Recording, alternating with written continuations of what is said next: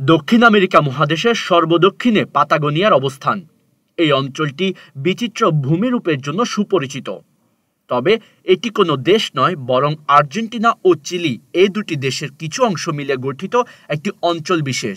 এর মধ্যে মাত্র 10% মতো চিলির অন্তর্ভুক্ত, আর বাদবাকি সবটাই আর্জেন্টিনার মধ্যে পড়েছে।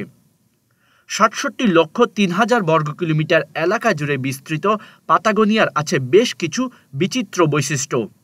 এটি এমন একটি ভূমিরূপ যা 3টি মহাসাগরকে ছুঁয়েছে। দুই দিক থেকে পাতাগোনিয়াকে বেষ্টন করে পশ্চিমে প্রশান্ত মহাসাগর এবং পূর্বে আটলান্টিক মহাসাগর, আর দক্ষিণে রয়েছে কুমেরু মহাসাগর বা দক্ষিণ মহাসাগর এবং মেজেলান প্রণালী। পাতাগোনিয়া একটি মরুপ্রায় মালভূমি, অর্থাৎ এই স্থানের জলবায়ু শুষ্ক ও রুক্ষ। বৃষ্টিপাতের পরিমাণ এখানে খুবই কম। ভূমিরূপের বিচারে পাতাগোনিয়া একটি বিস্তৃত মালভূমি, তাই অঞ্চলটি পাতাগোনিয়ান মালভূমি নামেও অধিক পরিচিত।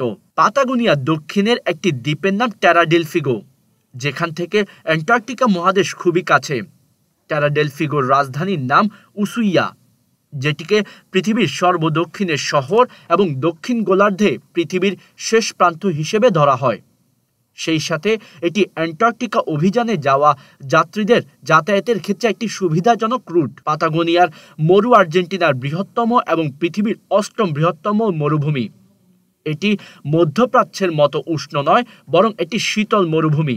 ঋতুভেদে তাপমাত্রা 3 থেকে 12 ডিগ্রি সেলসিয়াসের মধ্যে ওঠানামা করে এখানে। পাতাগোনিয়ায় বৃষ্টিপাত খুবই বিরল একটি ঘটনা।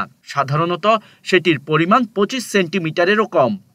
শুষ্ক অঞ্চল হওয়ায় দিনের বেলা তাপমাত্রা কিছুটা বেশি থাকে পাতাগোনিয়ায়। বিপরীতে রাতের পরিবেশ বেশ শীতল ও আরামদায়ক। পাতাগোনিয়া যেমন বর্তমানে জীবভূমি বৈচিত্র্য সমৃদ্ধ একটি অঞ্চল, তেমনি এটি অতীতের মূল্যবান নিদর্শনেরও আধার।